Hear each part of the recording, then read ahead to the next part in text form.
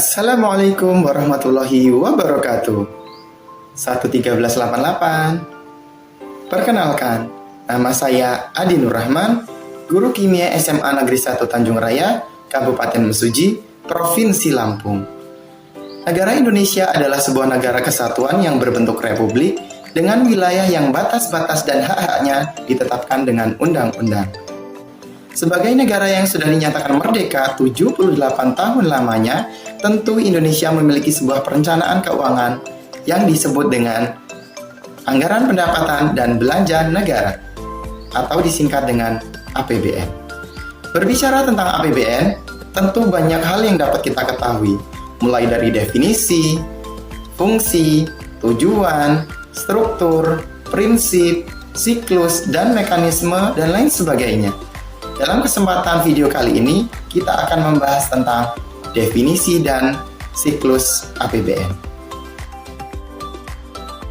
Berdasarkan Undang-Undang Dasar 1945, Pasal 23 Ayat 1, Anggaran Pendapatan dan Belanja Negara sebagai wujud dari pengelolaan keuangan negara ditetapkan setiap tahun dengan undang-undang dan dilaksanakan secara terbuka dan bertanggung jawab untuk sebesar-besar kemakmuran rakyat. Siklus APBN. Siklus APBN adalah serangkaian proses yang dilakukan oleh lembaga negara sehingga terbentuknya Undang-Undang APBN. Adapun beberapa proses tersebut adalah sebagai berikut.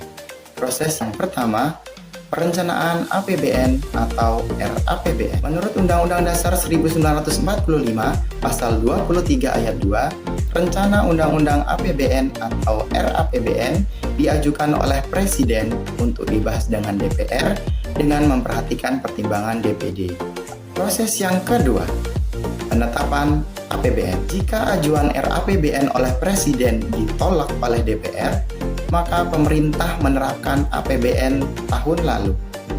Namun, jika RAPBN diterima oleh DPR, maka sesuai dengan Undang-Undang Dasar 1945 Pasal 20 Ayat 4 dan 5, Presiden harus mengesahkan RAPBN menjadi APBN. Dan apabila sampai dengan 30 hari tidak disahkan, maka RAPBN yang telah diterima tersebut sah menjadi APBN dan wajib dijalankan. Proses ketiga, pelaksanaan APBN. Menurut Undang-Undang Nomor 28 Tahun 2022 tentang APBN 2023 Pasal 1.1 disampaikan bahwa tahun anggaran APBN 2023 mulai dari 1 Januari sampai dengan 31 Desember, yang berarti pelaksanaan APBN dilakukan secara terbuka dan bertanggung jawab selama 1 tahun penuh. Proses keempat, pengawasan pelaksanaan APBN. Berdasarkan Undang-Undang Dasar 1945 Pasal 20A Ayat 1, DPR memiliki 3 fungsi, yakni legislasi, anggaran, dan pengawasan. Dengan adanya fungsi pengawasan, maka pelaksanaan APBN oleh pemerintah senantiasa diawasi oleh DPR. Dan proses yang kelima atau proses terakhir yaitu pertanggungjawaban APBN. Pertanggungjawaban APBN yaitu dalam bentuk realisasi proyek pemerintah dan transparansi aliran dana ke masyarakat dalam bentuk laporan anggaran yang diatur lebih lanjut dengan undang-undang.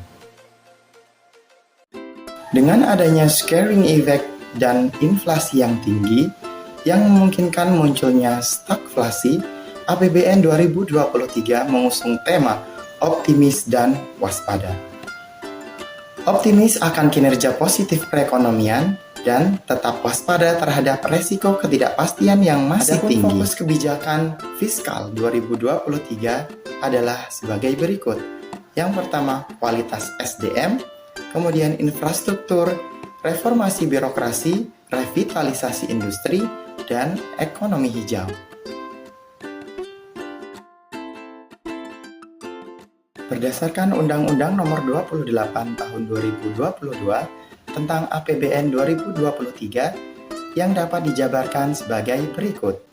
Pendapatan negara ditargetkan sebesar Rp2.463 triliun yang terdiri dari pajak sebesar 70% atau setara dengan 1.718 triliun di mana angka ini tumbuh 5% dibanding tahun sebelumnya.